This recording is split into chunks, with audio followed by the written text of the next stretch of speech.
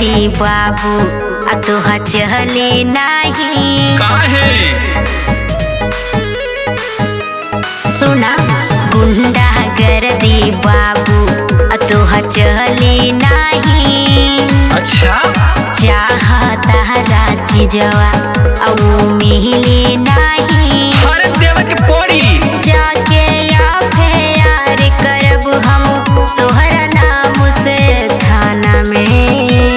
हर सुन ना डर थाना ना डर पुलिस ना डर हमरा जमाना के।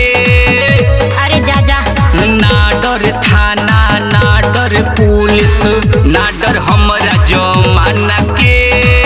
अच्छा जाके नमवा धो दी है पगली राज भर के थाना पे। जाके नमवा धो दी है पगली राज भर के थाना पे।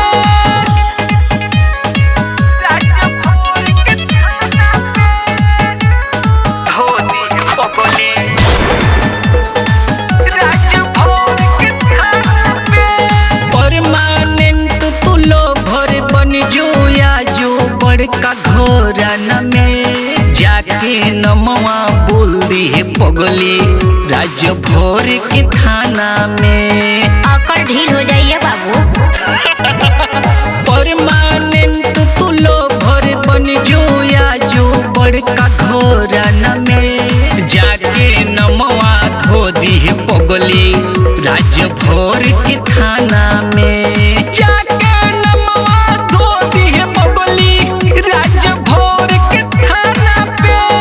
अच्छा गुंडा कर दी करेला बाबू डरना तुहरा जमाना के। गुंडा कर दी करेला बाबू डरना तुहरा जमाना के। जाके एफआईआर करब हम तोहरा नाम से थाना में। जाके एफआईआर करब हम तोहरा नाम से थाना में। राज भर के थाना पे धो दी है पगली राज भर के थाना पे। अपना जिला के होई हम सरदार रे। हमरा इशारा पे सब नाचे रंगबाज रे। का बुझली? अरे बुझता बानी। अपना जिला के होई हम सरदार रे। हमरा इशारा पे सब नाचे रंगबाज रे। ना डर थाना ना डर पुलिस ना डर हमरा जमाना के। ना डर थाना ना डर पुलिस ना डर हमरा जमाना के। अच्छा जाके नमवा धो दी है पगली राज भर के थाना पे।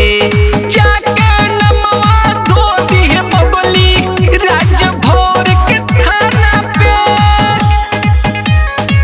राज भर के थाना पे धो दी है पगली राज भर के थाना पे। गाजीपुर घर पगली चर्चा पूरे जमाना में। कोहे उपेंद्र धो दिए नमवा जाके पगली थाना में। गाजीपुर घर पगली चर्चा पूरे जमाना में। कोहे उपेंद्र धो दिए नमवा जाके पगली थाना में। जाके नमवा धो दिए पगली राज भर के थाना पे। मान गई नहीं है राजभर जी। अरे तो मन ही के पड़ी।